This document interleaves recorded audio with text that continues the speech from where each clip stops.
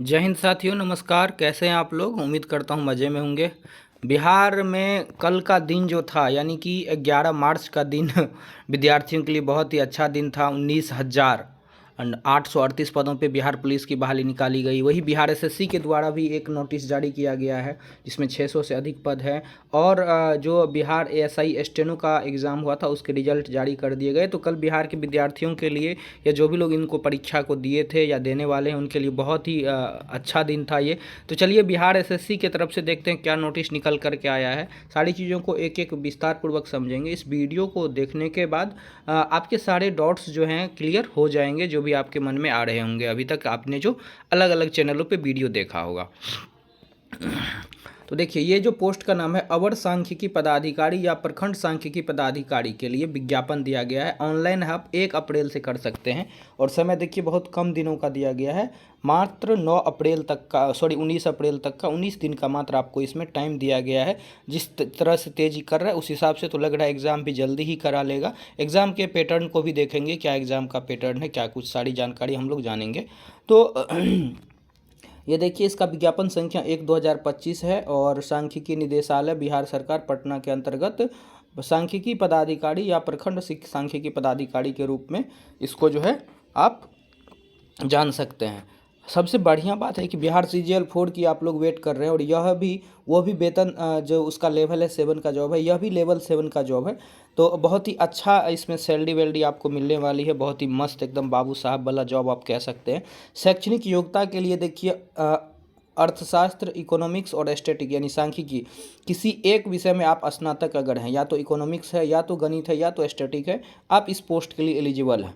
ध्यान रखिएगा। या फिर आपके अगर यहाँ पे दिया है सब्सिडरी में भी, या कि आपके सब्सिडरी में भी कोई लोग ले लेता है इकोनॉमिक्स या फिर गणित पढ़ लेता है या फिर एस्थेटिक पढ़ लेता है, तो जो भी लोग के सब्सिडरी में भी अगर एस्थेटिक है या इकोनॉमिक्स है और मैथ्स है तो वो लोग भी इस फॉर्म को बिल्कुल भर पाएंगे। स्पष्ट शब्दों में लिखा है, ये चीज़ आप लोग मन में बैठा लीजिए। अगर आपका सब्सिडरी पेपर भी इन तीनों विषयों में से कोई एक है तो बिल्कुल आप इस फॉर्म को भर पाएंगे, प्रखंड सांख्यिकी पदाधिकारी के पद को। अब चलिए देख लेते हैं कि इसमें सीटें कितनी है। तो कुल सीट की अगर बात करें दोस्तों तो ये आपको कितना है, तो ये 682 सीट आपको इसमें देखने को मिलने वाला है।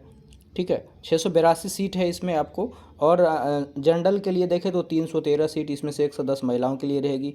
अनुसूचित जाति के लिए 98, 34 इसमें महिलाओं के लिए रहेगी। अनुसूचित जनजाति के लिए 7, इसमें से 2 रहेगी महिलाओं के लिए। पिछड़ा वर्ग के लिए 112 सीटें हैं। अत्यंत पिछड़ा के लिए 62 सीटें हैं। पिछड़ा वर्ग महिला के लिए 22 सीटें हैं। ईडब्ल्यूएस के लिए 68 सीटें हैं। कुल मिलाकर के देखें तो आपकी सीटों की संख्या जो है 682 इसमें दी गई है सभी सीटों को ऐड करने के बाद। ठीक है, उसके बाद यह कह रहा है कि यह संख्या जो है आपको प्रोविजनल है। ये संख्या की इसकी संख्या घट बढ़ भी सकती है, तो वो तो खैर होते रहता है। उम्र सीमा 1/8/2024 के आधार पे आपको जो है उम्र सीमा इसका कैलकुलेट किया जाएगा। और उम्र सीमा में अगर छूट देखें तो ये जो है 37 वर्ष ये जनरल वाले, और ओबीसी वाले के लिए 40 वर्ष, जनरल महिला के लिए 40 वर्ष, एसटी एससी के लिए 42 वर्ष। तो ये छूट जो है दिव्यांग कोटि के लिए 10 वर्ष का छूट है। इतना तक आपका एज है तो आप इस फॉर्म को भर पाएंगे। ठीक है, अब देखिए कार्य अनुभव जो इसमें एक्सपीरियंस के लिए भी आपको 25 नंबर मिलने वाला है, वो हम आगे बात करेंगे। तो कार्य अनुभव जो है 31/3/2025 के आधार पर की जाएगी, इन्होंने ये इसमें दे दिया है। ठीक है, अब देखिए इसका जो है चयन की प्रक्रिया क्या होगी दोस्तों, सबसे जो अहम सवाल है आप लोगों का। तो चयन की प्रक्रिया, लिखित परीक्षा की अधिमानता 75 अंकों की लिखित होनी है और 25 नंबर जो है आपका इसमें जो भी लोग एक्सपीरियंस है संविदा पे कार्य कर रहे थे उसमें 25 अंक देने होंगे और प्रति वर्ष के लिए 5 अंक देने होंगे। जैसे किसी ने 10 वर्ष अगर काम किया, जैसे किसी ने 2 वर्ष काम किया तो उसको 10 नंबर मिलेंगे। तो ये इसमें इस तरह की चीज़ें कही गई है। ठीक है, और अधिकतम 25 अंक ही देना होगा। ऐसा नहीं आप कोई 10 साल से काम कर रहा है तो 50 नंबर मिल जाएगा, नहीं, अधिकतम 25 अंक ही मिलेगा। और किसी वर्ष के अंश के लिए कार्यरत दिवसों की संख्या में 5 गुना से 365 से भाग देकर अनुपातिक जोड़ा जाएगा। ये सब इनका अपना फंडा है। तो 75 नंबर का एग्ज़ाम आपको ये होने, लिखित परीक्षा में प्राप्त अंकों की अधिमानता, देखिए आपको इसमें जितना भी आप अंक प्राप्त करेंगे उसका 75% लेगा। ये नहीं कह रहा कि 75% अंक, उसका जो है कुल उसमें 75% निकालेगा। अब देखिए यहाँ पे कैसे ये कैलकुलेट करेगा। कह रहा है परीक्षा के अंक में अधिमानता की गणना के लिए प्राप्त अंकों का 0.7 से गुना करने पर प्राप्त किया जाएगा और उसका परीक्षा में प्राप्त अंक भागा परीक्षा के कुल अंक गुना 75। तो इस तरह से आपका अंक निकाला जाएगा और संविदा वाले के लिए ये जो है इस तरह से दे होगा।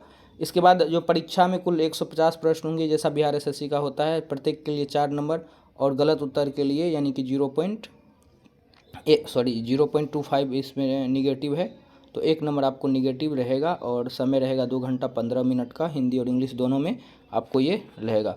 क्वालिफाइंग मार्क्स ये लिखा हुआ है इतना, लेकिन इसका कोई मतलब है नहीं क्वालिफाइंग मार्क्स का, चूँकि कट ऑफ ही ठीक ठाक जाएगा तो इसका कोई मतलब है नहीं बहुत ज़्यादा।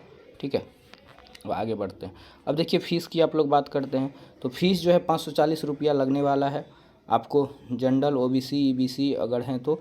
इसके बाद एसटी एससी के लिए जो है 135 रुपये लगने वाला है। जो लोग दिव्यांग श्रेणी में आते हैं उनको 135, महिलाओं के लिए 135 और बिहार राज्य के बाहर, बिहार में तो बाहर है ये है, अदर स्टेट वाले को जो भी है वो 540 रुपये लगने वाले हैं इसमें। ऑनलाइन मोड से पेमेंट होगा। ठीक है, अगर 40,000 से अधिक आवेदन इनको प्राप्त होता है तो विभिन्न चरणों में आयोजित प्रारंभिक या मुख्य परीक्षा के लिए स्थिति के परिणाम तैयार होगा। प्रकृति इसका जो है ऑब्जेक्टिव टाइप प्रश्न होगा और 5 गुना मेंस के लिए बुलाया जाएगा।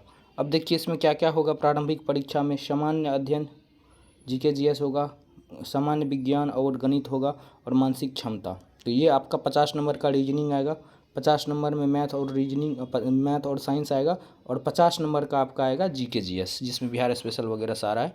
सेम टू सेम जो आप देख लीजिए बिहार स्पेशल का है, जो बिहार एसएससी का जो सिलेबस है तो वही सेम टू सेम आपको सिलेबस इसमें भी दिया गया है, कोई अलग से कुछ सिलेबस नहीं है। जो भी लोग बिहार एसएससी की तैयारी कर रहे होंगे उनके लिए ये करंट अफेयर्स भी पूछे जाएंगे और सेम टू सेम आप देखे होंगे तो बिहार एसएससी का सेम सिलेबस इसमें दिया गया है, चाहे वो पीटी हो चाहे वो मेंस हो, कोई भी अंतर इसमें नहीं देखने को मिल रहा है। मेंस में भी आपका वही सेम सिलेबस है, इसमें हिंदी एक अलग से मार्क आ जाएगा, हिंदी जो कि आपका 30 नंबर लाना अनिवार्य है, बाकी वही सेम चीज़ रहने वाला है सारा। ठीक है, आरक्षण जो बिहार में आरक्षण की कोटा लागू है उसी आरक्षण कोटा से आपको इसमें आरक्षण भी दिया जाएगा। ठीक है तो उसके बाद फॉर्म जो है देखिए कब से दिया हुआ, 1/4 से भर सकते हैं 19/4 तक और ऑनलाइन पेमेंट आप 21/4 तक इसको कर सकते हैं, तो कोई दिक्कत नहीं है। अब देखिए आपको जो है इसमें डॉक्यूमेंट्स क्या सब लगने वाला है। तो डॉक्यूमेंट्स में लिए आपको इकोनॉमिक्स, गणित, सांख्यिकी, स्नातक, मूल प्रमाण पत्र जो भी आपका ग्रेजुएशन का है, मैट्रिक का लगेगा, अगर आपके पास अनुभव है तो उसका लगेगा। उसके बाद आपका जो निवास प्रमाण पत्र है, जाति प्रमाण पत्र है, क्रीमी लेयर पत्र, आर्थिक रूप से कमज़ोर, स्वतंत्रता सेनानी, जो आपका डॉक्यूमेंट्स है ये सारा डॉक्यूमेंट यहाँ पे लगने वाला है। डिटेल्स में आप इसको देख सकते हैं। तो चलिए आज की जानकारी कैसी लगी कमेंट जरूर कीजिएगा, कोई डाउट हो तो कमेंट कर लीजिएगा और इसी तरह के मज़ेदार अपडेट के साथ फिर हम आपसे मिलेंगे अगले बार। तो चलिए आज के लिए बाय बाय, टेक केयर, मिलते हैं फिर अगले अपडेट में।